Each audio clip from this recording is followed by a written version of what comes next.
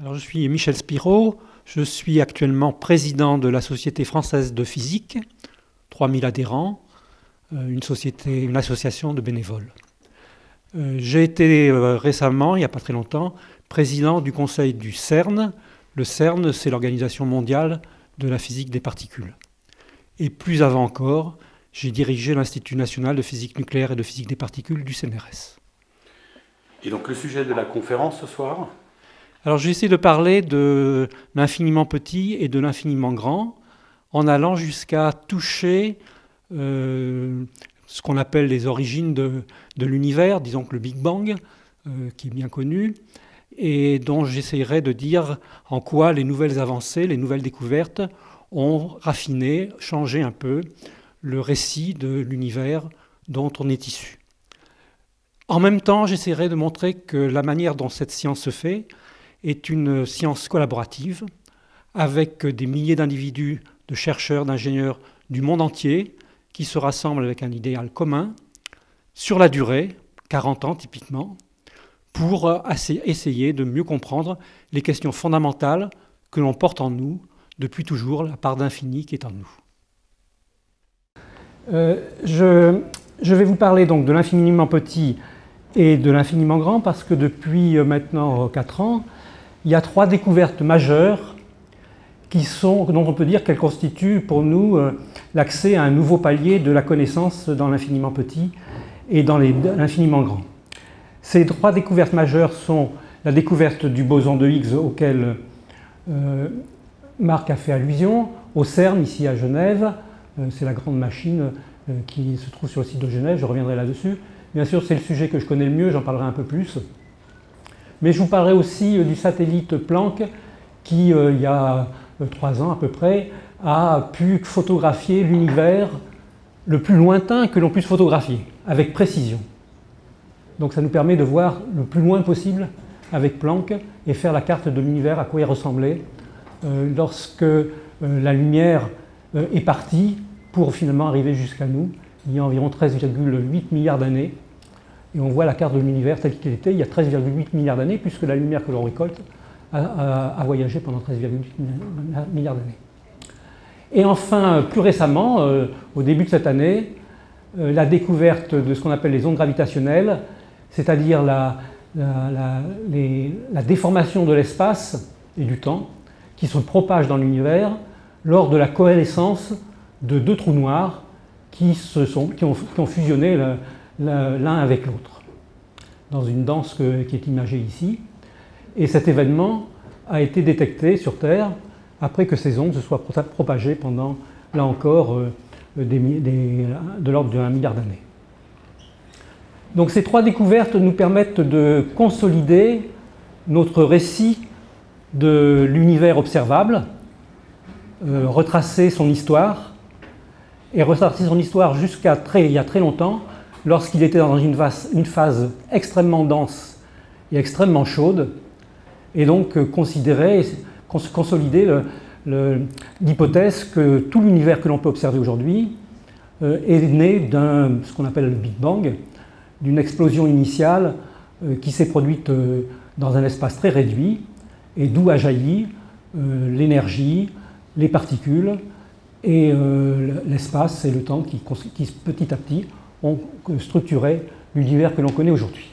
Donc c'est ce qu'on appelle la cosmologie, l'histoire de l'univers, c'est un peu l'archéologie de l'univers, et on arrive à remonter jusqu'à 13,8 milliards d'années, lorsque tout l'univers observable était concentré en un espace très réduit, avec une densité très grande et une température très élevée.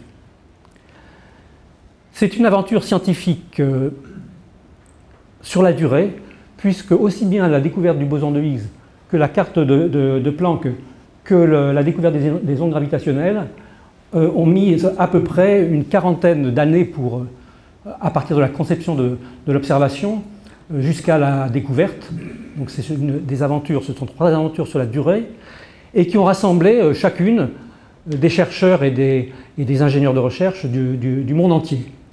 Donc on est dans une science collaborative sur le long terme, qui s'oppose de prime abord au paradigme habituel que l'on connaît, qui est plutôt la compétition et le court terme.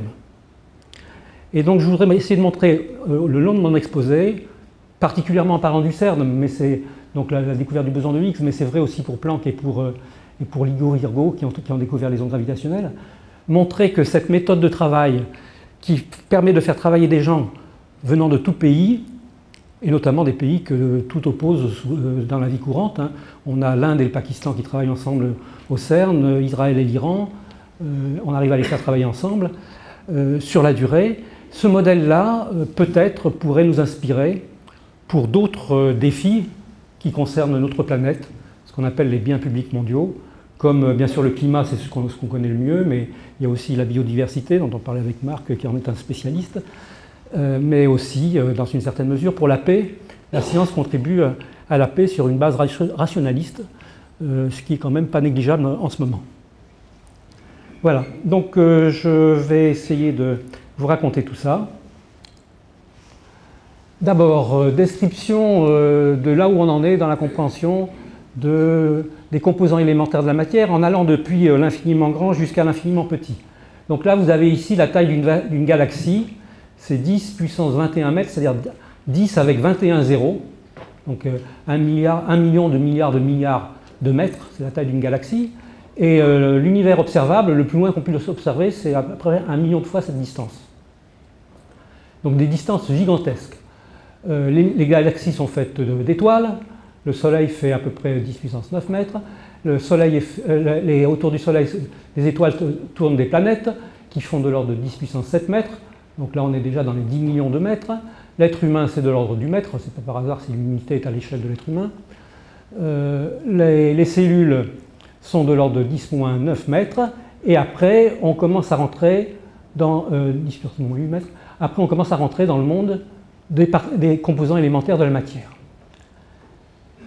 Vous pouvez voir que le monde que j'ai décrit depuis les galaxies jusqu'aux cellules, c'est un monde qu'on appelle un monde classique, qui est composé d'une diversité incroyable d'objets. On peut dire que la nature est extrêmement créative. Il n'y a pas deux galaxies qui se ressemblent, il n'y a pas deux étoiles qui se ressemblent. Les planètes, alors c'est ce qu'on a découvert en explorant le système solaire, les planètes sont toutes différentes les unes des autres, les êtres humains sont tous différents les uns des autres, le vivant est extrêmement divers. Donc une très grande diversité qui obéit à la physique classique. Lorsqu'on rentre dans les composants élémentaires, il va y avoir un bouleversement par rapport à cette image d'infinie diversité et de physique classique avec des lois relativement simples.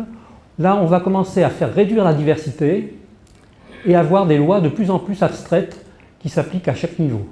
Les molécules, par exemple, si on prend le gaz de cette pièce, donc c'est un gaz qui occupe un grand volume, il obéit à des lois assez simples, c'est la loi des gaz parfaits, pour ceux qui ont fait un tout petit peu de physique. Si on regarde maintenant de plus près de quoi est fait le gaz, eh bien l'air est fait de molécules, hein, les molécules de gaz carbonique, les molécules d'oxygène, les molécules d'azote, et elles interagissent entre elles par de la chimie. Les molécules interagissent par toute une théorie qui est la chimie, dont Marc Ledoux est un grand spécialiste. C'est la physique des molécules, c'est la chimie, c'est ce qu'on appelle aussi la nanochimie, la nanophysique. Lorsqu'on regarde de quoi les molécules sont faites, elles sont faites d'atomes qui ont des tailles encore plus petites, 10 puissance moins 10 mètres, c'est-à-dire que là, cette fois-ci, on est 1 sur 10 avec 10 zéros mètres, c'est-à-dire 1 millième de millionième de mètre. Et là, on rentre, la diversité n'est pas très grande, c'est la fameuse table de Mendeleïev. Vous avez quelques centaines d'atomes qui sont faits. Alors là, pour les décrire, il faut déjà utiliser des concepts qui échappent à la description intuitive. On a au centre un espèce de noyau atomique entouré d'un nuage électronique. Donc une diversité qui n'est pas très grande, mais pour décrire l'atome, il faut utiliser ce qu'on appelle la mécanique quantique, qui défie le langage commun et l'intuition classique que l'on peut avoir. Les électrons sont ni des ondes ni des particules, on appelle ça des quantons. Ils obéissent à une mécanique qui n'est pas du tout intuitive, mais c'est pourtant ça, la description des atomes passe par effectivement une abstraction de plus en plus grande. Donc perte de diversité, mais de plus en plus d'abstraction. Les noyaux, donc c'est la physique nucléaire, les protons et Les noyaux sont faits, obéissent, donc on sait les décrire, ils interagissent les uns avec les autres, ils peuvent fusionner ou bien fissionner, physique nucléaire. Les noyaux sont faits eux-mêmes de protons et de neutrons, qui obéissent à une physique qu'on appelle la physique hadronique. On a cru pendant longtemps que les protons et les neutrons étaient les briques élémentaires des noyaux, mais maintenant on sait que les protons et les neutrons sont faits à l'intérieur de quarks que l'on ne peut pas isoler. Ils restent toujours confinés à l'intérieur des protons et des neutrons. Ils existent sous plusieurs formes. Ils sont collés les uns entre eux les uns avec les autres par des gluons. Et donc pour décrire actuellement les seules particules élémentaires que l'on connaisse, eh bien, ce sont les quarks et les électrons. Hein. Vous les voyez ici. La famille des quarks elle est de moins en moins nombreuse. Hein. La place des Mendeleïev, c'était quelques centaines. Il y a, disons, quelques milliers d'atomes si on regarde la variété possible avec les atomes ayant plus de neutrons ou plus d'électrons. Les quarks sont 6 là, et les électrons, il y en a 3 particules de type électronique, et en plus il y a ce qu'on appelle les neutrinos, qui sont des particules un peu fantomatiques qui traversent la matière facilement et qui sont de masse très très légère. Donc voilà le tableau des composants, une douzaine de composants, mais pour les décrire, il faut ce qu'on appelle la théorie quantique des champs relativistes, qui demande bac plus, je ne sais pas combien, bac plus 5 pour l'appréhender, même si cette physique qui était considérée comme inabordable il y a encore une vingtaine d'années, maintenant on commence à l'aborder, on l'aborde très bien dans le supérieur, grâce aux efforts pédagogiques qui permettent de mieux en mieux, à partir de concepts extrêmement compliqués, de les rendre intelligibles par les étudiants. Le même phénomène est arrivé, alors je finis cette description, toutes ces particules élémentaires interagissent, les électrons, ce qui les lie au noyau, c'est l'interaction électromagnétique qui elle-même est véhiculée par une particule qu'on appelle le photon. Les quarks, dont je l'ai dit, qui sont liés entre eux dans le noyau, interagissent par des gluons, des particules qui sont des gluons, et puis il y a des formes de radioactivité, par exemple la fusion thermonucléaire de l'hydrogène dans le Soleil, ou bien la radioactivité bêta, est liée à des particules qui sont les médiatrices, qu'on appelle les bosons intermédiaires, les W et les Z. Donc tout ça, c'est des particules massives, sauf le photon, le gluon, qui ne sont pas massifs. Il y a une particule donc, qui manquait pour essayer justement de comprendre d'où vient la masse de ces particules, et qui est une particule qui est la clé de voûte de toute cette théorie, qui est le boson de Higgs associé au champ de Higgs. C'est la découverte de ce boson de Higgs qui est la pierre angulaire de tout ça pour pouvoir comprendre pourquoi ces particules sont massives. Sans le champ de Higgs et le boson de Higgs, on n'aurait que des masses nulles dans la théorie des particules élémentaires. Donc maintenant on a un système qui est assez cohérent, qui décrit tout ça avec la théorie quantique des champs relativistes. Ceci dit, le graviton, dont je n'ai pas parlé jusqu'à là et qui n'intervient pas très peu au niveau des particules élémentaires parce qu'elles sont trop légères, mais qui est la force dominante au niveau des galaxies et de l'univers dans son ensemble, à grande échelle, le graviton hypothétique, eh ben ça on ne sait pas ce que c'est un point d'interrogation, parce que la théorie qui décrit la gravitation est une théorie qui n'est pas basée sur la théorie quantique des champs relativistes, mais qui est basée sur la théorie d'Einstein, sur la relativité générale, qui est née en 1916, cette théorie, qui à l'époque elle-même était extrêmement ardue et compréhensible par une poignée d'individus, mais depuis, des générations de pédagogues permettent d'accéder à cette théorie maintenant, pratiquement au début des classes du supérieur. Et cette théorie est rentrée dans la vie courante, puisque le GPS utilise la théorie de la gravitation, de la relativité générale. Donc, deux messages. D'une part, vous voyez l'emboîtement des structures, mais à chaque niveau de structure, il y a des théories un peu différentes qui s'appliquent. Hein, la chimie, la mécanique quantique, la physique nucléaire, la physique hadronique, la théorie quantique des champs relativistes. Une diversité qui diminue lorsque vous allez vers l'élémentaire, mais par contre une abstraction qui devient de plus en plus grande, puisque lorsqu'on parle de quark, on ne sait même plus si on parle de réalité ou d'une idée. On ne peut pas l'observer, on ne peut pas l'isoler, c'est un champ quantique relativiste, c'est une théorie matérialisée. On peut dire dans une certaine mesure, on est dans ce qu'on appelle l'immanence, puisque le monde des idées et le monde de la réalité se rejoignent dans l'élémentaire. Autant... Allô? Oui, c'est bon? Autant on considérait que, classiquement, et bien sûr c'était la physique classique, que les Grecs peuvent manipuler, on considérait que le monde des idées et le monde de l'être, de ce qui est réel, est complètement séparé. Autant lorsqu'on arrive dans l'élémentaire, on est plus proche de Spinoza que de Platon. On a l'impression que la matière, c'est des idées matérialisées. Donc vous voyez que ces considérations sur l'élémentaire nous amènent non seulement à revoir un peu le récit de l'univers dont je vous parlais, mais même à se poser des questions sur qu'est-ce que c'est que le réel. Et dans quelle mesure les idées sont une partie du réel, ou dans quelle mesure c'est simplement un monde à part par rapport au réel.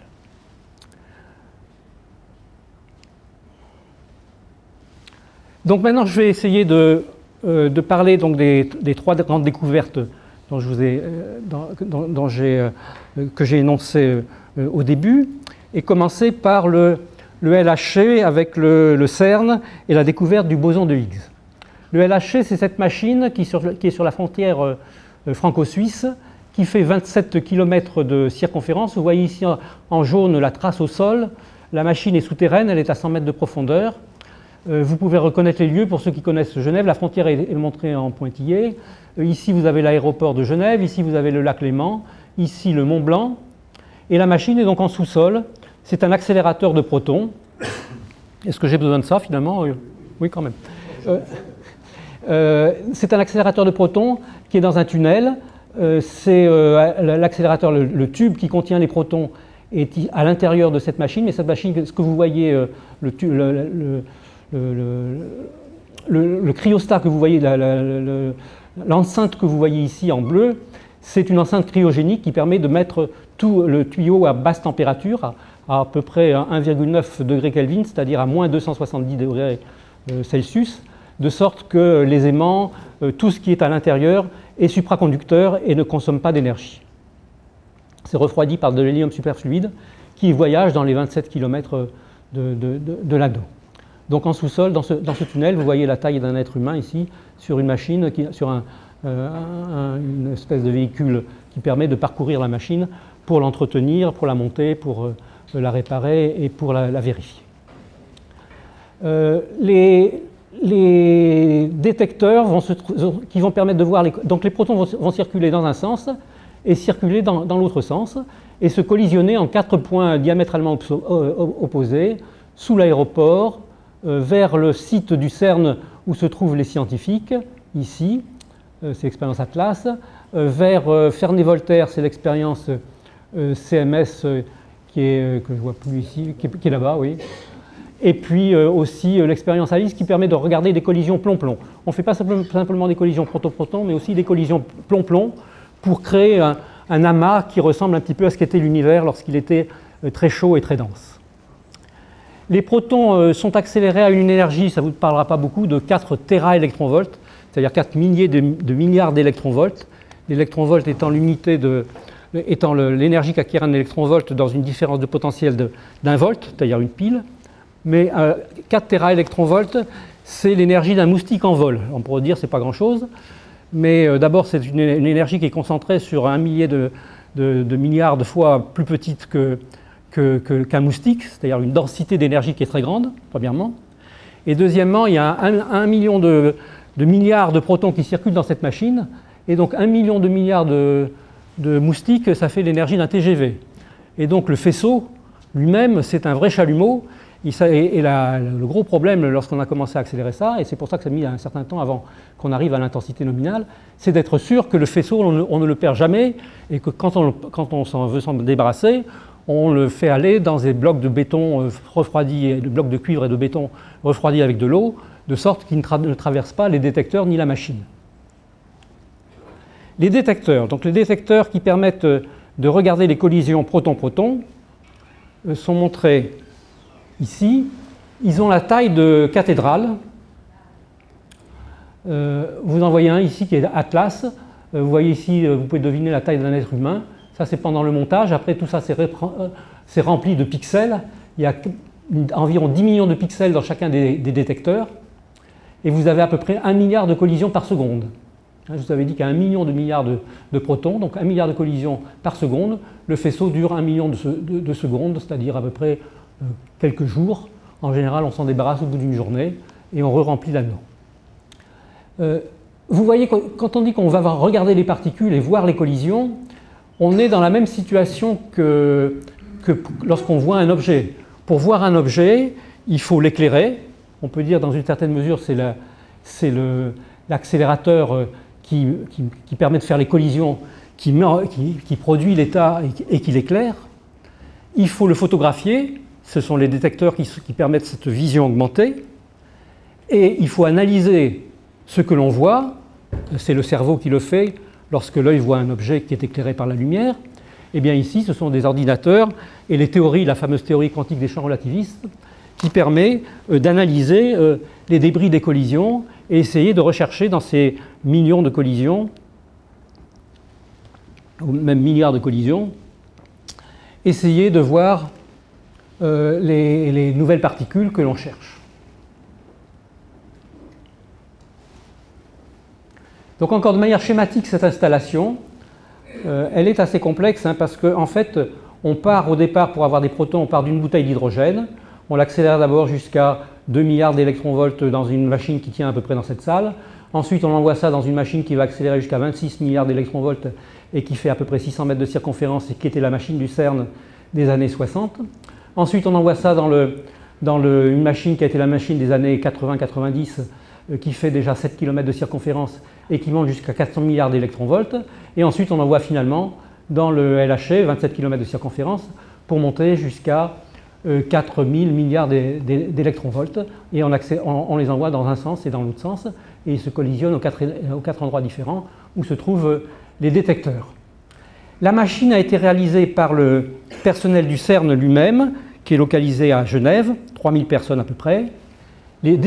Dans un schéma qui est proche du schéma industriel que l'on connaît, c'est-à-dire un management par projet.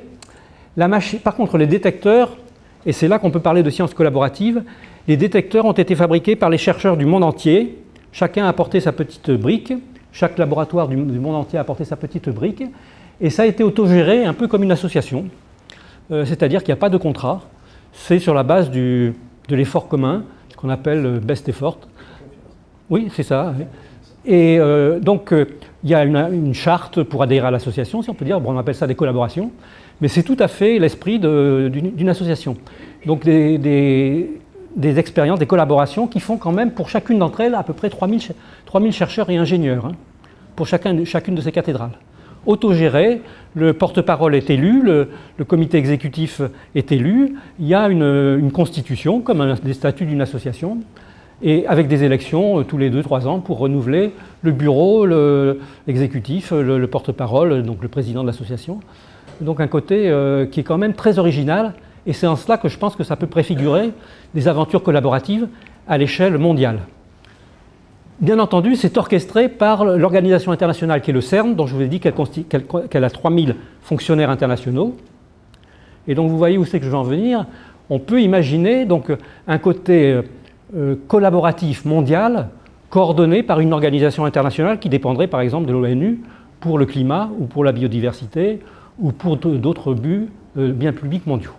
Je vais revenir là-dessus, c'est l'articulation entre le bottom-up, qui est donc le côté association, et le top-down, qui est le côté gouvernement qui pilote une organisation internationale comme le CERN et qui construit une machine mise à la disposition, qui est mutualisée et mise à la disposition des chercheurs du monde entier.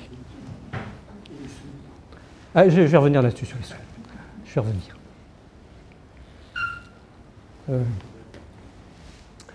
Donc, un tout petit rappel, parce que c'est un peu mon modèle, hein, sur le CERN. Donc, l'émission du CERN est née juste après la guerre, lorsque l'Europe a été complètement dévastée. Les scientifiques avaient fui partout, notamment aux États-Unis. Et donc, pour essayer de donner la possibilité à l'Europe de nouveau d'être à la hauteur de l'URSS et des États-Unis qui dominaient dans le domaine de la compréhension de la recherche fondamentale, de la physique fondamentale, eh bien, les visionnaires, les mêmes qui ont d'ailleurs construit l'Europe, la communauté européenne, ont imaginé cette organisation internationale, le CERN, avec une convention qui a été signée en 1954 et avec des missions qui restent toujours valables, qui sont d'abord repousser les frontières des connaissances, donc ça je vais vous en parler, essayer de comprendre l'univers, les secrets du Big Bang, à quoi ressemblait la matière dans les tout premiers instants de l'existence de l'univers, mais aussi déjà développer de nouvelles technologies, et c'est au CERN qu'est née la technologie la plus connue maintenant du monde entier, c'est le web. Le web est né au CERN justement pour faire travailler ensemble et partager l'information entre ces chercheurs et ces ingénieurs du monde entier, mais aussi des technologies pour le traitement des données, pour la médecine, notamment l'imagerie, et la radiothérapie, la possibilité d'utiliser les accélérateurs pour détruire des tumeurs, former des scientifiques et des ingénieurs de demain, et enfin, et ce n'est pas le moindre, rassembler des personnes de différentes nations et cultures. Donc le CERN a été fondé en 1954, 12 États européens, Sciences pour la paix. Aujourd'hui, il y a 22 membres, et avec différents cercles, puisque maintenant le CERN est devenu la capitale mondiale de la physique des particules. Les États membres sont principalement des États européens, vous les voyez, mais on commence à avoir des États associés qui sont la Turquie, le Pakistan, mais aussi sont en train d'arriver le Brésil, la Croatie, l'Inde, la Lituanie, la Russie, la Slovénie, l'Ukraine. Et tous ces pays qui sont actuellement observateurs vont devenir probablement associés, l'Inde, le Japon, la Russie, les États-Unis d'Amérique. De manière plus exhaustive, je vous montre, on arrive à 3000 personnes, je vous ai dit, à peu près au CERN, 2300 permanents, 1400 qui sont temporaires, et puis donc une communauté envoyée par les laboratoires d'environ 13 000 chercheurs. Un budget d'1 milliard de francs suisses, c'est-à-dire à peu près 1 milliard d'euros par an, qui est financé proportionnellement au produit intérieur brut des États membres. Voilà actuellement la carte du monde. Donc, je ne vous ai pas dit, mais l'anneau du CERN de 27 km, c'est ce qu'on appelle le Seigneur des Anneaux. Et bien sûr, la communauté qui travaille autour, c'est la communauté de l'anneau. Qu'est-ce que c'est que la communauté de l'anneau ? Vous voyez en blanc, ce sont les pays qui ne sont pas du tout connectés à l'organisation internationale, au CERN. Donc c'est essentiellement l'Afrique. En rouge, vous avez les pays qui ne sont pas membres du CERN, mais les pays qui participent aux expériences, aux grands détecteurs, donc qui font partie de l'association, si je puis dire, de ces grandes collaborations scientifiques qui ont apporté des éléments des détecteurs, et puis qui participent à l'analyse des données, qui ont participé à la découverte du boson de Higgs. En vert, ce sont ces pays qui non seulement participent à l'analyse des données, mais qui aussi ont contribué à apporter des éléments de la machine, du LHC, de cette grande machine, le Large Hadron Collider, de 27 km de circonférence. Même si c'était piloté par le CERN, il y a eu des accords entre ces pays et le CERN pour qu'ils apportent certains éléments de la machine. Et en bleu, vous avez en bleu ciel les États associés qui vont grandir certainement, et en bleu foncé les États membres, ceux qui mettent dans le pont commun et qui se réunissent 4 fois par an pour décider de la stratégie, qui nomme le directeur général et qui surveille l'exécutif. C'est le Parlement du CERN, où sont représentés chacun des gouvernements par deux personnes, un ambassadeur et un scientifique. Et c'est ce conseil du CERN que j'ai eu l'honneur de présider pendant 3 ans, de 2010 à 2012. 2010, ça a été le démarrage de la machine, et 2012, la découverte du boson de Higgs, donc j'ai eu pas mal de chance. Quand je vous ai dit que c'était donc vous voyez le côté collaboratif. Quand je vous ai dit que c'était une aventure sur le long terme, l'idée même du LHC pour découvrir le boson de Higgs est arrivée à peu près vers le début des années 80, 1984 à peu près. En 1994, le conseil du CERN a approuvé la construction de cette machine. À l'époque, le conseil du CERN était présidé par Hubert Curien, un ancien ministre de la Recherche que la communauté des chercheurs a beaucoup apprécié, français, sous l'époque de François Mitterrand. Ensuite, donc il a fallu 1994 donc l'approbation, 2010 les premières collisions, 2012 la découverte du boson de Higgs, et on pense que cette machine va continuer jusqu'en 2035. Actuellement, c'est ça le paysage. Donc vous voyez, quand je vous ai dit d'aventure qui met la planète entière sur une durée qui sera au total d'une 50aine d'années. Donc c'est considérable. Et c'est à la hauteur d'un bien commun qu'on peut appeler la connaissance, puisque c'est un but, c'est un des biens communs, la connaissance, pour l'acquisition des connaissances fondamentales, connaissances dans lesquelles les générations futures pourront puiser pour des applications, parce qu'il faut bien voir que ce n'est pas cette génération qui connaîtra les applications de ces découvertes majeures que sont le modèle standard de la physique des particules. Ce nouveau palier de la connaissance servira aux générations futures. Lorsqu'Einstein a découvert la théorie de la relativité générale, personne ne pensait qu'il y aurait un jour le GPS qui sortirait. Lorsque la mécanique quantique a été découverte au début du XXe siècle, personne ne pensait que les lasers, l'électronique sortiraient. Et donc ce nouveau palier, je pense que ce seront les prochaines générations qui puiseront dedans. Donc on peut dire qu'on fait du développement durable, on construit un gisement de connaissances dans lesquelles les générations futures pourront puiser.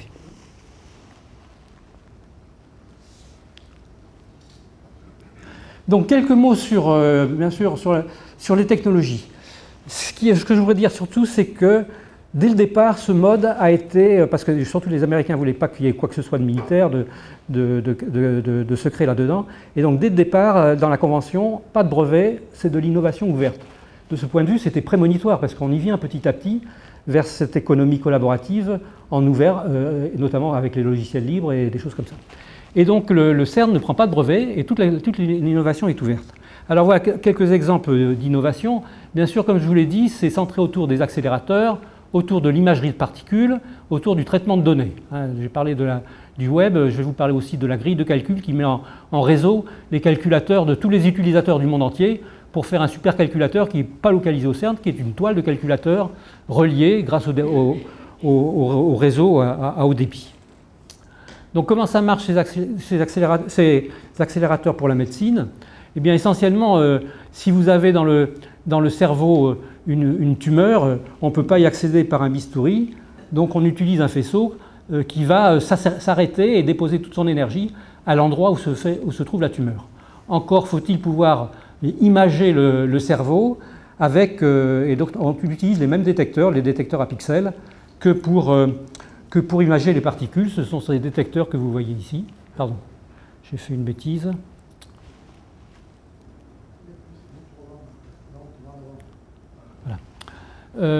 Donc on utilise ces détecteurs basés sur les pixels qui font cette imagerie. Je vous donne la liste des innovations stimulées par le CERN et qui sont tombées dans le domaine public immédiatement. Les premiers écrans tactiles dans les années 70 pour commander le SPS, contrôle-commande. Le web est donc né au CERN en 1990, Tim Berners-Lee était au CERN. Et la découverte, elle aurait été faite de toute façon, mais ce qui est important, c'est que grâce à ça, il a été immédiatement accessible gratuitement dans le monde entier. Hewlett-Packard était sur le point de déposer des brevets, des licences, et ça n'aurait pas été la même face du monde qu'avec un web découvert au CERN et rendu gratuit partout. Le CERN a été un des nœuds des logiciels libres, des développements des logiciels libres, donc un modèle pour l'innovation ouverte. Les caméras PET, les IRM, le CERN a beaucoup contribué à ça. Maintenant, il y a toute une action sur le hardware libre, notamment donc les circuits électroniques libres liés à cette imagerie. L'open access des publications, même si certains ne sont pas très favorables, mais c'est quand même né au CERN, puisqu'on est arrivé à avoir une négociation entre le CERN et les éditeurs pour que tous les papiers du LHC soient édités avec des comités de référé normalement, mais ensuite rendus d'accès libre dans toutes les universités du monde entier. Donc la négociation avec les éditeurs se fait en amont avec l'argent qui est mis par tous les gouvernements au CERN. Et on est en position de force pour discuter avec les éditeurs, et ensuite ces éditeurs font leur travail, et tous les papiers sont en accès libre dans les universités. Accès libre aux données, plus un tas d'outils collaboratifs, et enfin, donc, je vous ai dit, cette grille de calcul qui, on peut dire, est l'ancêtre du cloud computing. Lorsque j'étais président du conseil du CERN, j'ai approché l'OCDE qui a fait un rapport pour montrer que ce modèle d'innovation ouverte était beaucoup plus favorable à la croissance mondiale que le système privatif des brevets. Bon, maintenant, il y a des intérêts économiques qui font que ce n'est pas facile à mettre en place, mais c'est vrai que l'économie collaborative, par contre, le fait assez naturellement. Activité de formation, je passe assez rapidement, si ce n'est que quand même, on a donc des formations à tous les niveaux, des professeurs qui viennent et à qui on enseigne dans leur langue, des scientifiques confirmés, des jeunes chercheurs, des étudiants. Actuellement, on a des étudiants palestiniens et israéliens qui viennent ensemble au CERN, des professeurs de physique, je l'ai dit, et on a à peu près 100 000 visiteurs par an. C'est l'endroit scientifique le plus visité en Europe. Aux États-Unis, Cap Canaveral et Cap Kennedy est quand même plus visité, c'est le million de visiteurs. Mais on est quand même à 100 000 visiteurs par an, notamment des enfants et des enfants des classes primaires, à qui on fait faire des dessins. Moi, je suis allé dans les classes primaires justement pour parler du CERN. Et voilà un des dessins qui me permettra d'introduire la suite de mon exposé. Voilà un enfant qui écoutait un petit peu ce qu'on raconte au CERN. Un physicien cherche le pourquoi du pourquoi. Et donc à partir de cette collection de... Et c'est ce que je vais vous raconter, hein, le Big Bang, c'est un peu le pourquoi du pourquoi. Hein. C'est sans fin, cette quête d'élémentarité et d'origine. Et j'ai fait un livre avec des collaborateurs du CERN autour de ces dessins d'enfants et de questions d'enfants qui s'appelle « Si tu me dessinais l'univers ». J'en arrive maintenant aux résultats scientifiques. Donc les premières collisions, c'est en 2010. Ces collisions ressemblent à des mini Big Bang en laboratoire. Hein. Vous voyez des milliers de particules qui sortent de la collision de protons, de 4 TeV. C'est dû à la relation d'Einstein E égale mc2. C'est la conversion de la violence de l'énergie, de la violence du choc entre deux protons qui fait sortir, matérialiser cette énergie en masse et donc en particules massives qui sortent de là, des milliers de particules qu'on essaye d'identifier et de voir si on en trouve des nouvelles. C'est comme ça qu'on a pu avoir ce chaînon manquant, cette clé de voûte du modèle standard, la particule, le boson de Higgs. Voilà une collision plomb-plomb, c'est 10 000 particules qui sortent. Hein. Donc ça devient vraiment un état extraordinaire de la matière que l'on explore.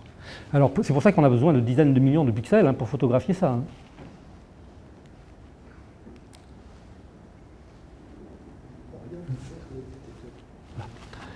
Voilà le 4 juillet 2012, le séminaire au CERN qui permet d'annoncer la découverte de cette nouvelle particule dont les caractéristiques sont compatibles avec celles du boson de Higgs. Alors ce séminaire était webcasté dans le monde entier, Australie, États-Unis, partout. On avait invité aussi la presse. L'amphi était plein, au point que le séminaire avait lieu à 9 h du matin pour pouvoir être retransmis justement en Australie où il y avait une conférence mondiale. Il était plein et il y avait une queue de jeunes qui avaient souhaité rentrer dans la salle. Cette queue avait commencé à se former déjà à minuit la veille. Donc c'est vraiment comme un concert de rockstar. Hein. Tout le monde n'avait pas pu rentrer. Et donc on avait fait une conférence de presse. Désolé, mais effectivement j'ai sorti mon mouchoir. Et à notre grande surprise, ça a été repris, c'était non seulement webcasté dans les laboratoires, mais ça a été repris dans la presse du monde entier, et ça a fait la une, y compris à la télévision, notamment dans les journaux et à la radio. Vous voyez ici des unes de différents journaux, mais c'était repris aussi d'ailleurs le terme rockstar a été repris. On a estimé par une enquête qui a été faite, je crois, par BVA, qu'environ 1 milliard de personnes ont été exposées à la découverte du boson de Higgs. Dans la rue, on pouvait faire des micro-trottoirs, les gens avaient entendu parler de la découverte du boson de Higgs. Ils ne savaient absolument pas ce que c'était, parce que je vais essayer de vous expliquer ce que c'est et en quoi c'est important. C'est très difficile, comme c'est un champ quantique relativiste qui a des propriétés particulières qui donnent la masse aux autres particules. Ils n'ont pas compris, mais ils ont senti qu'on avait exploré un nouveau continent de la connaissance. C'est un peu comme la découverte de l'Amérique, mais dans le domaine de la connaissance. Ils avaient senti ça, et pour eux, c'était un événement important, comme de découvrir une nouvelle planète. Et bien là, on avait découvert un nouveau continent de la connaissance. Donc il y a une appétence quand on dit que le public n'est pas intéressé par ça. D'ailleurs, le fait que vous soyez tous là, ça montre bien qu'il y a une appétence du public et des médias pour ces découvertes qui touchent à nos origines, à la compréhension de la matière, à l'origine de la matière, à l'histoire de l'univers. Donc voilà comment l'annonce était faite. On montrait cette image. C'était donc parmi les milliards de collisions qu'on avait collectées, il y en avait quelques centaines qui avaient la particularité que dans les particules produites, il y avait vous voyez la trace verte, c'est des photons, 2 photons qui étaient émises. Et lorsqu'on faisait la masse de la particule qui était à l'origine de ces 2 photons, qu'on ne pouvait pas voir directement parce qu'elle se désintègre en 2 photons immédiatement, eh bien on faisait la distribution des masses des événements, des particules parentes de 2 photons dans les événements où il y avait 2 photons qui étaient émis. Il y avait quelques centaines d'événements dans lesquels 2 photons étaient émis. Eh bien on avait un spectre. La théorie était très prédictive.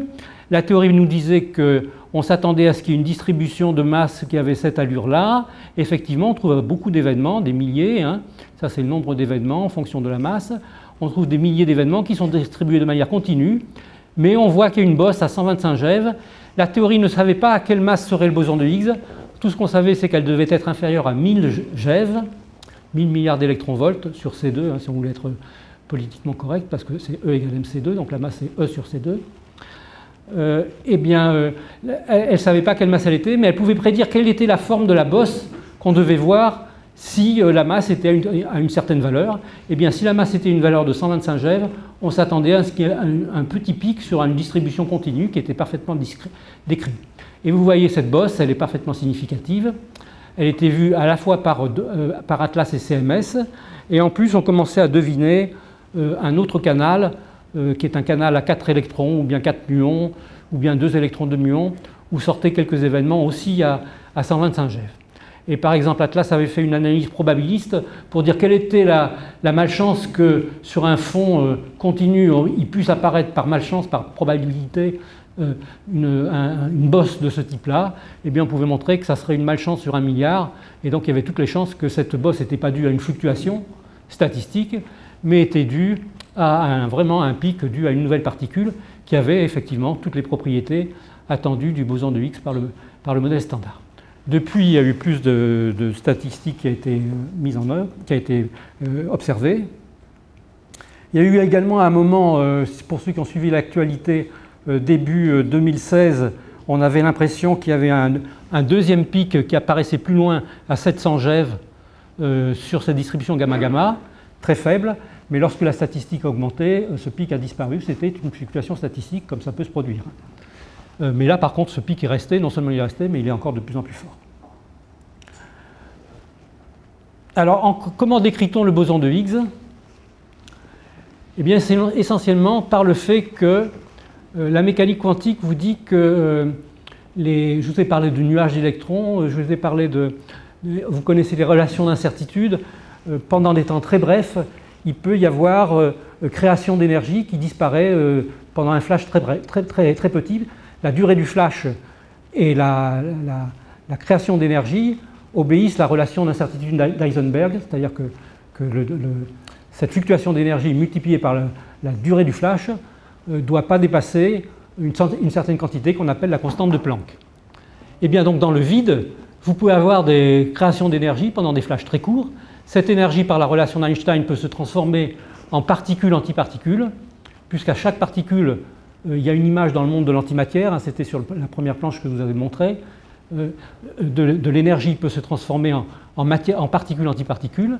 Donc dans le vide, contrairement à ce qu'on pourrait croire, dans le vide quantique, on a, pendant des durées très très courtes, des particules et des antiparticules qui sont créées et qui s'annihilent aussitôt, pendant des durées telles que delta E, delta T, soit un peu inférieur à la constante de Planck, petit h.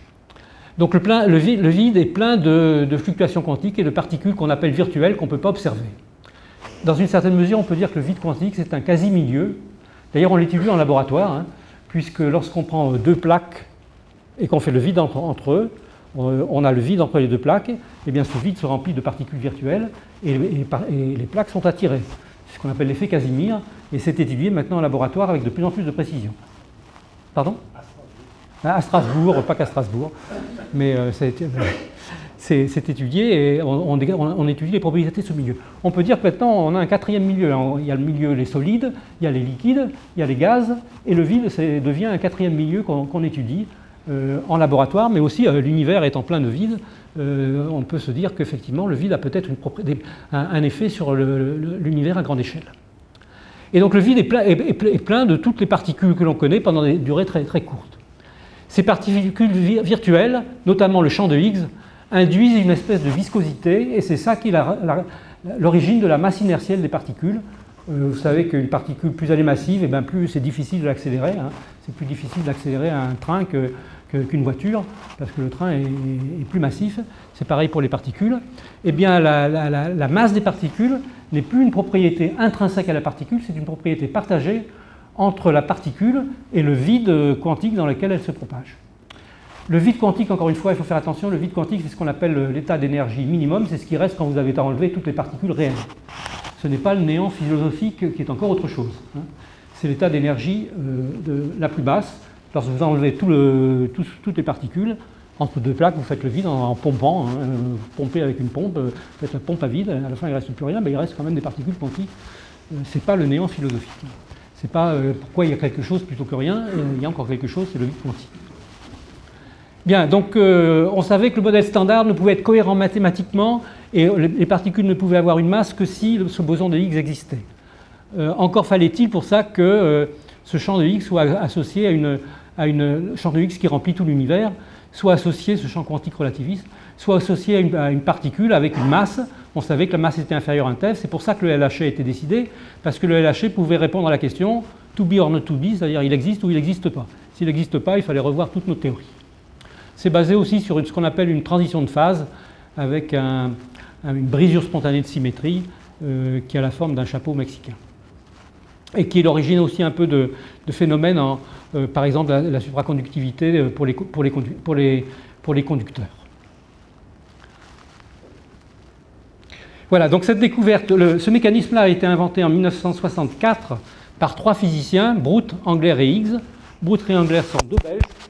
Brout, malheureusement, est décédé 1 an avant la découverte. Higgs est un anglo-saxon, un écossais. C'est devenu le boson de Higgs. Ça, c'est un peu la suprématie des médias anglo-saxons par rapport à des francophones. C'est pour ça que moi, dans le livre qu'on a écrit récemment avec Chico Entanucci, on l'appelle le boson de BEH, de Brout, Engler et Higgs. D'ailleurs, Englert et Higgs ont été couronnés par le prix Nobel. Brout aurait été aussi s'il n'était pas décédé un an trop tôt. Mais c'est vrai qu'après, c'est maintenant dans le langage courant, c'est devenu le boson de Higgs.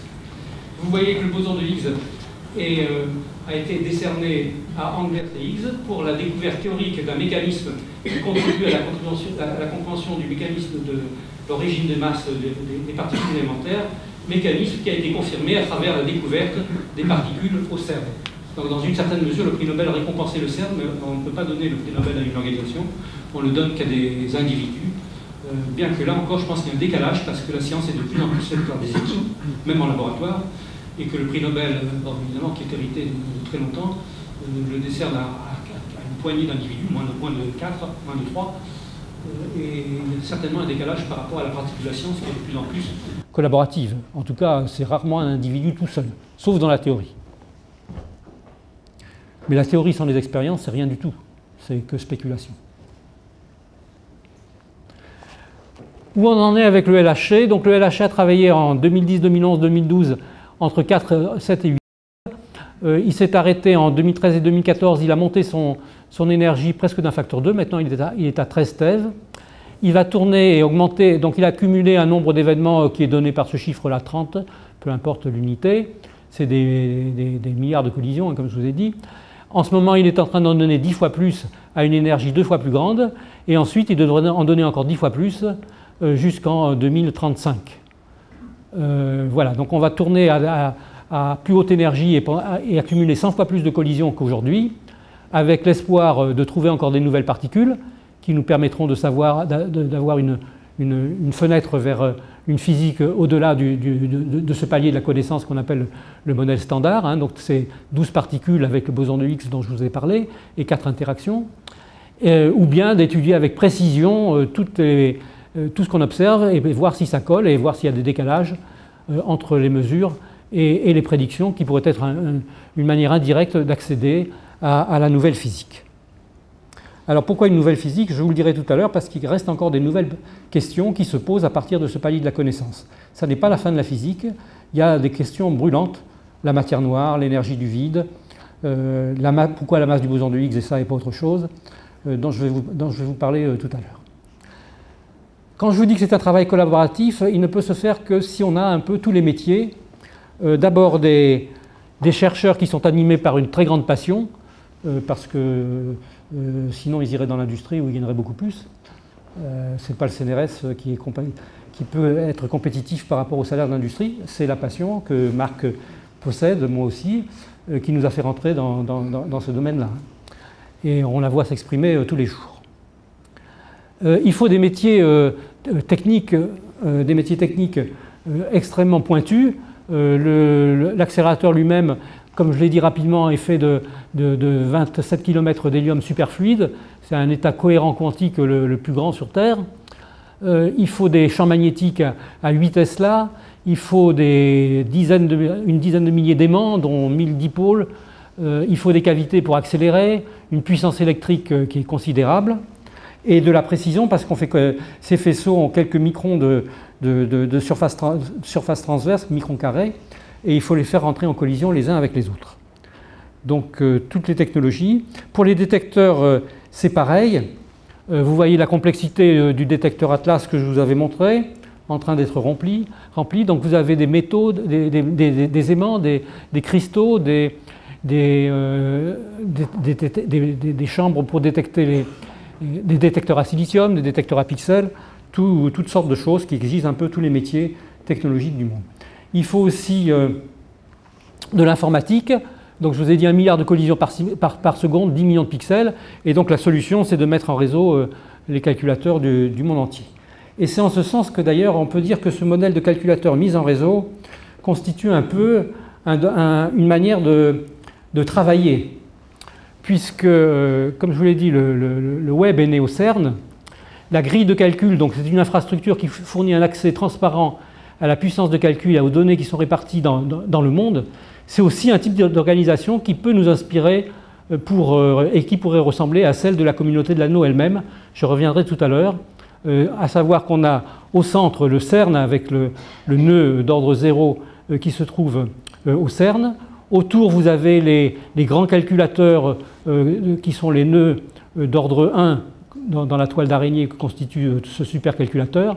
Il y en a un en France qui est à l'IN2P3. Il y en a un aux États-Unis, un au Japon, etc. Et après, vous avez les nœuds qui sont les nœuds dans les universités. Et enfin, vous avez les calculateurs personnels de chacun des chercheurs qui travaillent et analysent les données. Donc vous voyez ce schéma, la communauté organisée autour du CERN, de l'Organisation internationale. Oui. Je vais essayer d'accélérer. Vous voyez ici l'équation qui maintenant résume la compréhension du modèle standard de la physique des particules. Et juste à côté, vous avez l'équation qui décrit la gravitation, qui est donc la deuxième équation qui décrit le modèle, la chose qui...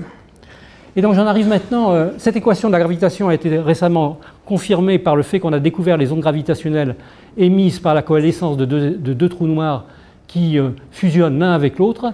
Et donc ça nous fait dire que cette équation est vraiment la bonne équation qui décrit la gravitation. Malheureusement, elle est incompatible avec l'équation que j'ai montrée juste avant, avec cette équation-là, parce qu'on ne sait pas traiter la gravitation de manière quantique. Néanmoins, on peut quand même décrire l'histoire de l'univers, puisque l'espace de l'univers s'étend. Je vous ai dit qu'on considère que l'univers est en expansion, parce que toutes les galaxies se fuient les unes les autres. En fait, vous voyez un peu, nous on se trouve à l'intersection de ces grandes lignes, un observateur se trouve en chute libre avec l'univers à l'intersection de ces grandes lignes, et c'est l'espace lui-même de l'univers qui s'étend et qui fait que les galaxies se fuient les unes les autres. Lorsqu'on regarde loin, on voit l'univers tel qu'il était il y a longtemps, puisque la lumière voyage à 300 000 km par seconde, et donc lorsque vous regardez vers le centre de la galaxie, qui est à une distance de 10 000 années-lumière, vous voyez le centre de la galaxie tel qu'il était il y a 10 000 ans. D'ailleurs, lorsque vous regardez le Soleil, vous le voyez tel qu'il était il y a 8 minutes, parce que la lumière a 8 minutes pour parvenir du Soleil jusqu'à nous. Et lorsque vous regardez l'univers à des distances les plus grandes que l'on peut regarder, eh bien vous voyez l'univers tel qu'il était lorsqu'il était il y a 13 milliards d'années. Et donc vous voyez que dans le passé, l'univers était plus dense et plus chaud. Il était plus dense et plus chaud, et donc il était tellement dense et tellement chaud que toutes les structures étaient décomposées. Et finalement, lorsque vous le regardez à la distance la plus grande que vous pouvez le regarder aujourd'hui, vous voyez l'univers comme une soupe de particules en collision, très dense, très chaude, un peu les mêmes particules en collision que l'on peut voir lorsqu'on fait des collisions plomb-plomb ou proton-proton au LHC. Et cette image de l'univers lointain et donc dense et chaud, lorsqu'il était une soupe d'atomes, eh bien vous l'avez ici. Voilà l'image du fond du ciel vue par le satellite Planck. Eh bien vous voyez l'univers soupe d'atomes qui émettent du rayonnement, et c'est ce rayonnement qui a voyagé pendant 13,8 milliards d'années et que vous détectez aujourd'hui. Cette carte est extraordinairement homogène. C'est une carte, la lumière émise par les atomes. En fait, les différences sont de l'ordre de 1 pour 100 000, très faibles. vous pouvez associer des températures à ces différentes zones. En bleu, les zones froides, en rouge, les zones chaudes. Et on pense que ce sont ces petits contrastes de rien du tout qui sont à l'origine, par la suite, de la structuration de l'univers en galaxies, amas de galaxies, en étoiles et en planètes, donc toute la structuration postérieure qui a eu lieu. Et on pense aussi que ces contrastes de température trouvent leur source dans le vide quantique, dans les fluctuations quantiques du vide, dont cette soupe est issue. Et donc voilà donc l'histoire de l'univers tel que je peux la raconter aujourd'hui, à travers la découverte à la fois des ondes gravitationnelles, de l'image du satellite Planck et le boson de Higgs. On pense que tout l'univers observable aujourd'hui, donc que je caractérise par ça, est sorti, a surgi du vide quantique, d'une fluctuation quantique du vide, il y a 13,8 milliards d'années. Ça a déclenché cette formidable énergie, fluctuation quantique du vide, a déclenché une expansion de ce point, une expansion de l'espace lui-même, ce qu'on appelle la période d'inflation. Au bout de 1 milliardième de milliardième de milliardième de milliardième de seconde, l'énergie s'est transformée en une soupe de particules quasiment indifférenciée, sans masse. Au bout de 1 picoseconde, c'est-à-dire 1 millième de milliardième de seconde, cette soupe de particules sans masse, à cause du mécanisme de Brute, Angler et Higgs, les particules sont devenues massives, sauf le photon qui est resté la seule avec le gluon, seule particule de masse nulle. On peut dire que c'est à ce moment-là que la lumière est née et que la masse vint aux particules. Au bout de 1 microseconde, les quarks et les gluons qui étaient libres, à ce moment-là, se sont rassemblés en protons et neutrons. Au bout de 3 minutes, les noyaux nucléaires se sont formés. Au bout de 400 000 ans, les noyaux et les électrons se sont combinés pour former des atomes. La matière est devenue électriquement neutre, parce que les atomes sont électriquement neutres. Avant, c'était un plasma. Et donc, lorsque les atomes neutres, l'univers est devenu une soupe d'atomes, celle que l'on peut voir avec le satellite Planck, eh bien, la lumière a pu voyager pendant des milliards d'années sans interagir, sans être absorbée par le plasma, et nous parvenir jusqu'à nous, et on a pu l'observer avec le satellite Planck. Donc, les soupes d'atomes, pendant environ 1 milliard d'années, ou 400 millions d'années, rien ne s'est passé, si ce n'est que la gravitation a augmenté les contrastes entre les atomes. Les atomes ont commencé à tomber les uns sur les autres pour former les premières étoiles, puis les premières galaxies, et ensuite toute l'évolution que l'on connaît avec, donc sur Terre, l'apparition du vivant et la chimie complexe dans le milieu interstellaire. Voilà donc cette histoire que l'on peut raconter maintenant, donc un grand récit de l'univers. Donc on pourrait croire qu'on a tout compris, donc la voilà racontée de la même manière, hein, il y a 13,7 milliards d'années, l'inflation, un ralentissement de l'inflation, de l'expansion, pardon, et puis ensuite de nouveau, en ce moment, il semble qu'il y ait de nouveau une réaccélération de l'expansion due peut-être à une énergie noire. Et donc j'en arrive aux grandes questions qui se posent. D'abord, pourquoi 125 GeV pour la masse du boson de Higgs, cette fameuse échelle électrofaible, celle où la masse des particules apparaît après 1 picoseconde? Pourquoi 1 picoseconde et pas autre chose? Deuxième question qui se pose, qu'est-ce que c'est que la matière sombre? Il semble que toute la matière qui permet d'expliquer la gravité soit beaucoup plus importante que la matière qui est faite d'atomes, des atomes de la table de Mendeleïev, des particules que l'on connaît, les quarks et les leptons. Il semble qu'il y ait 5 fois plus de matière que celle que j'ai décrite, qui est décrite dans la table de Mendeleïev et dans la table que je vous ai racontée au début. De quoi est faite cette matière? Probablement d'autres types de particules qui restent à découvrir, peut-être au LHC. De quoi est faite l'énergie sombre? Donc je vous ai dit que c'est une énergie de l'énergie du vide qui probablement a donné une première accélération. On voit une deuxième accélération aujourd'hui qui semblerait due à l'énergie du vide d'aujourd'hui. Qu'est-ce que c'est que cette énergie sombre, cette énergie du vide quantique aujourd'hui? C'est quand même des questions majeures. Je vous ai dit que l'énergie se transformait en particules, antiparticules de manière symétrique. Donc on pourrait penser que l'énergie initiale aurait dû donner autant de particules que d'antiparticules. Et donc il devrait y avoir autant d'étoiles que d'anti-étoiles, et de galaxies que d'antigalaxies. Aussi loin qu'on regarde, on ne voit pas d'antimatière. Donc c'est quand même des questions fondamentales hein, qui nous manquent. Des questions qui sont liées aux neutrinos. On ne comprend pas la masse des neutrinos, qui semble être beaucoup plus faible que la masse des autres particules. La gravité quantique. Alors les trous noirs seront peut-être un bon laboratoire pour explorer le phénomène de la gravité quantique, mais pour l'instant, on ne sait pas décrire la gravité par une interaction quantique. Et enfin, dans tout ce qui est cette évolution de l'univers qui s'est complexifié, ça ressemble un petit peu au vivant, hein, quelle est la part du hasard et de la nécessité dans toutes ces émergences des structures, à commencer par les protons, les neutrons, les noyaux, les atomes, les galaxies, les étoiles. Est-ce que c'est dû au hasard? Est-ce que c'est dû à des lois que l'on ne connaît pas? Tout le phénomène de l'émergence de la complexité. Et donc, si tu m'autorises, j'ai encore 5 minutes pour parler des biens publics mondiaux et en quoi ce type d'aventure collaborative pourrait être un modèle pour d'autres biens publics mondiaux. Donc, qu'est-ce qu'on appelle biens publics mondiaux? Il y a les biens publics mondiaux naturels à préserver, l'air, l'eau, la biodiversité, les risques. Donc, les risques sont les risques de surutilisation. Ensuite, il y a les biens liés au patrimoine créé par l'homme qui sont augmentés, la connaissance, Internet, l'éducation, la santé. Donc là, c'est la sous-utilisation. Il y a les biens créés par une politique mondiale, la paix, la lutte contre la pauvreté, la stabilisation financière. C'est clair qu'aujourd'hui, l'ONU et le lieu naturel, pour coordonner toutes les organisations internationales en charge de ces biens publics mondiaux. On a une organisation mondiale pour la météo, pour la santé, pour l'éducation. C'est vrai aussi que la notion de bien public mondial tend à être remplacée par les notions de développement durable, de défi mondial et de mécanismes de transfert, de facilitation de transfert, parce que, évidemment, on ne voudrait pas que les pays en voie de développement, au nom de la préservation des biens publics mondiaux, soient privés d'accéder aux ressources au nom de cette préservation.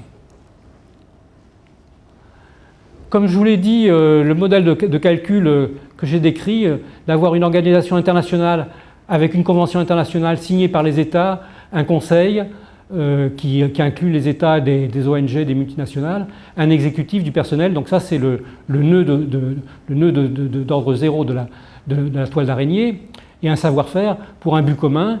Ensuite, d'avoir autour des grands centres nationaux qui constituent les niveaux d'ordre 1, qui travaillent ensemble dans l'aventure collaborative par mise en commun partielle de moyens pour le but commun avec l'organisation internationale. Et ensuite, donc, des universités, des entreprises, des associations et finalement des citoyens qui soient auto-organisés, donc collaboratifs, avec une hiérarchie plate favorisant le brassage, l'émulation et la reconnaissance par les pairs. Donc c'est un peu ce modèle bottom-up et top-down que j'essaie de mettre en avant pour les biens publics mondiaux. Donc cette aventure mondiale qui est pour la connaissance pourrait aussi pour d'autres biens publics mondiaux être coordonnée par une organisation internationale impliquant sciences, technologies, innovation et éducation. Un mélange de collaboration et d'émulation, c'est ce qu'on appelle la coopétition, une stratégie partagée sur le long terme, remise à jour régulièrement, pensée globale, agir local, pensée à long terme, agir à court terme, bottom-up et top-down. Et un code de conduite partagé par tous pour marier liberté et responsabilité, ça c'est le code de conduite du CERN. On demande pour chaque personne qui veut accéder aux données du CERN sur la toile de calculateur, d'accéder aux données, de partager ce code de valeur. Et au nom de ce code de valeur, on peut les exclure si ils enfreignent les lois, la déontologie de la connaissance associée à ce bien public mondial. On a fait un atelier entre le CERN et l'ONU pour voir dans quelle mesure ce modèle pourrait être appliqué à d'autres biens publics mondiaux. C'est Edith Cresson qui a fait les conclusions de ce workshop. On a fait, donc là vous l'avez ici avec la conclusion d'Edith Cresson. On a fait aussi au Vietnam, on l'a fait devant les autorités vietnamiennes, devant le président de la République, avec la République vietnamienne, sous la houlette de l'UNESCO. Donc petit à petit, ce message se propage, et je donne ma dernière slide. Le CERN, donc le LHC, un modèle pour la société, encore une fois basé sur un rationalisme collectif et des valeurs communes, rassemblant par-delà les différences religieuses ou citoyenneté. Le LHC est la plus grande aventure scientifique mondialisée. Il correspond à une quête de l'humanité, une part d'infini qui est en nous. Cette aventure pourrait servir de modèle à bien d'autres tournés vers les grands défis mondiaux. Mélange d'organisation mondiale couplée à une communauté mise en réseau, stratégie mondiale couplée aux initiatives locales, toutes les échelles de temps sont conjuguées, collaboration et émulation, la coopétition. Et je termine par cette phrase de Goethe, il faut rêver l'impossible pour réaliser le possible. Merci.